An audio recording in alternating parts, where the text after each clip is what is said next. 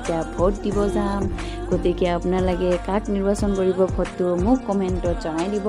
আৰু আমিও ভাবিছোঁ এজন সঠিক প্ৰাৰ্থীকহে আমি ভোটটো দিম।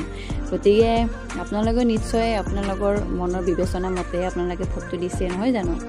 তো এতিয়া আমাৰ মায়ে এনেকৈ যাব ওলাইছে, পূৰা একেবাৰে এক্সাইটেড হৈ আছে, পূৰা ভোট দিব আৰু সকলোৰে ভাল লাগিব দিয়কচোন আজি। তো এতিয়া দেখিবলৈ পাইছে আমাৰ ডাঙৰীয়াই ইমান ৰেডি হ'বই পৰা নাই এতিয়া, আৰু মায়ে আমাৰ ৰেডি হৈছে। এতিয়া আমাৰ দেউতাই কি কৰি আছে চাব লাগিব। আমাৰ দেউতাই এতিয়া ওলোৱা নাই নে ওলাইছে? আমাৰ পিতাইদেউ দেখোন পূৰা একেবাৰে ৰেডি হৈছে।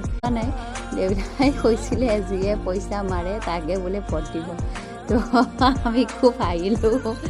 তো নাই, এনেই ধেমালি কৰিছিলে বাৰু। এনে ভোটটো দিব আহিছোঁ, আমি পালোঁ।